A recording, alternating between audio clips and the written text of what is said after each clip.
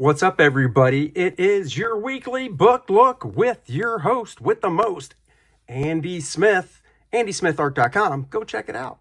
And Kor-Drath.com, Kor-Drath.com. Go check that out too. 33-year veteran of the comic book industry. Every week I pull a different book off my bookshelf, flip through it. If it's available, I pop a link so you can go buy it. This week, artist, creator, writer Mark A. Nelson put out a book called Thunder Hunters. Great book. I highly recommend you go get it. I will link to Mark's website where I'm pretty sure it's available. And he also put out this book of remarks that he did inside the Thunder Hunters. It was a crowdfunded book, and one of the options was getting remarks. So he put out this book featuring the remarks that he did. Mark's work is just beautiful.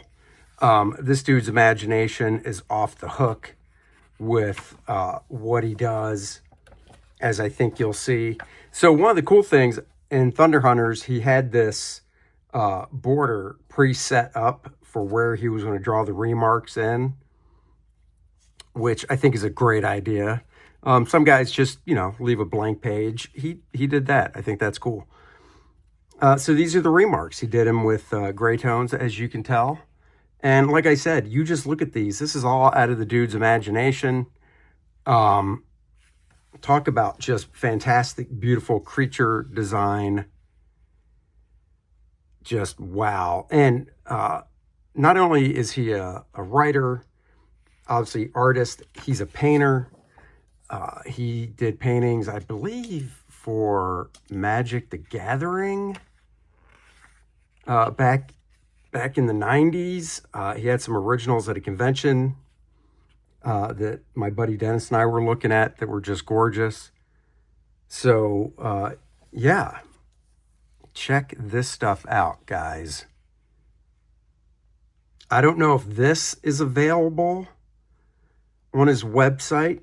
I actually got this from him at a convention. Like I said, I backed Thunder Hunters. I got Thunder Hunters. I totally enjoyed Thunder Hunters. And like I said, at a convention last year I saw him at, he had this, and I had to pick it up. Did I get a remark? No. Do I regret it? Yes and no. I mean, I like original art, but in a book is a little different.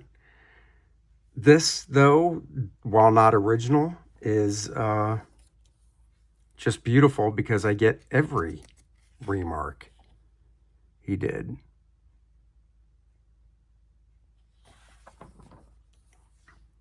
Mark also put out a how-to book. And you know what? I'm going to have to go through. I've done so many book looks that sometimes when I get an idea for one, I have to check to see if I did it already or not. So I'm going to check to see if I did it. If I didn't do a book look on Mark's drawing book, it's basically, I don't have it in front of me, but it's like creating fantasy worlds. If I didn't do one on it, I will do one on it for next week's book look. If I did do one on it, then I won't. And you can go search my videos for it. But it's a cool book. It shows this process and stuff. Anyhow, back to this.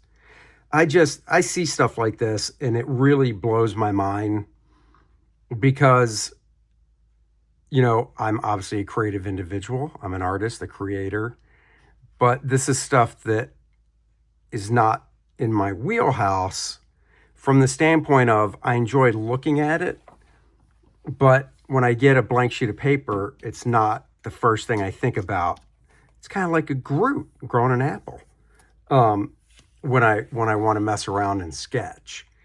But it is a muscle. And I think the more you do of this stuff, the easier it comes in regards to creating the different looks and such. And I do think there is Probably not anymore for Mark. I mean, maybe. We have had him on the DNA show, so if you go back to my channel and search, you can find an interview we did with Mark a year or so ago, and talking to, interviewing him, creative process, stuff like that. I do think if you look at real animals, insects, and things like that in nature, it helps to jog the imagination to create, stuff like this. I love his pen work. I mean, this is ink with microns or some type of marker like that.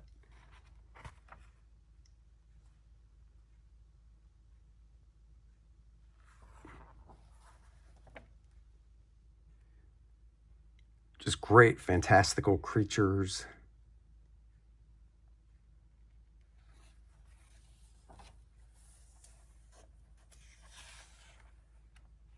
Some of these might have been done as, in regards to these remarks, this is a good question. I probably should have asked them if every one of these is like an original character design right here now that he did for the remarks, or if he was looking at some of his past work going, oh, that's a cool one, I'll draw that as a remark. That might be the case for some of these, but part of me feels like a lot of these were just,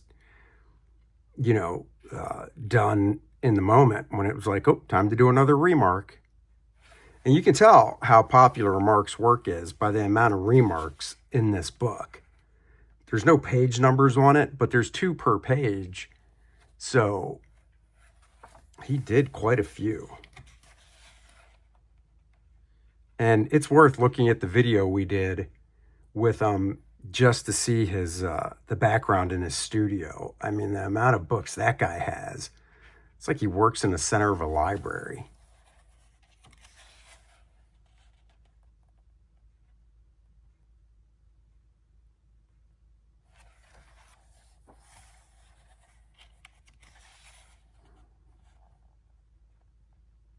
Just great.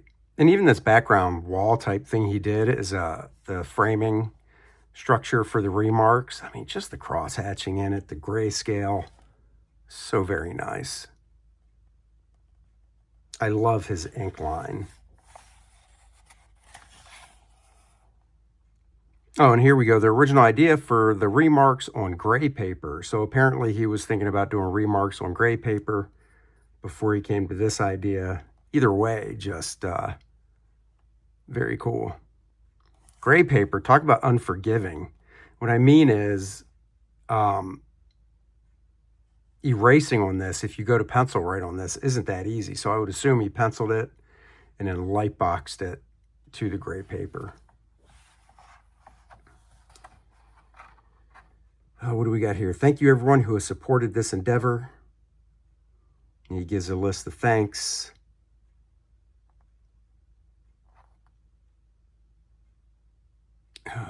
This is great. Gray tone wash.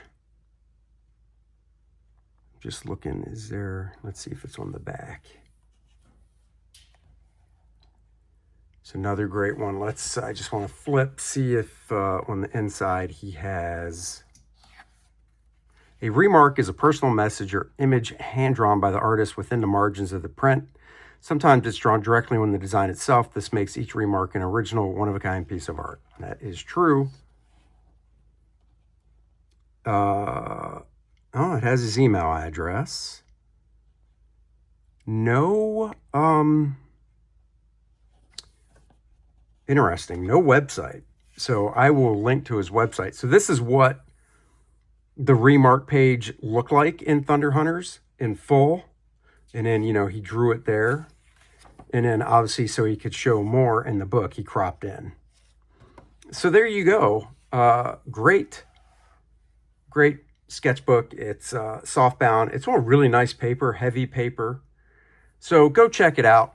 Guys, go check out Kor-Drath, The Awakening, the follow-up to the hit Kor-Drath, The Reckoning. The saga continues. Kor-Drath and Adriana are on a quest to defeat the evil Vordoom the Undying and save the Shattered Reach.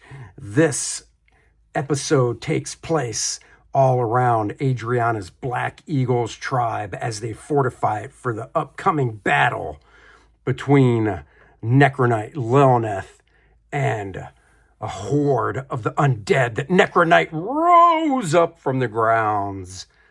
Dive into this adventure. Go check out the trailer following this and click on the link in the description. And please go back, Kor-Drath the Awakening. It's because of you guys that allow Dennis and I to bring this to you. Without you guys, this book would not be possible. Thank you so much. Like, subscribe, and share the channel and videos. Bye-bye.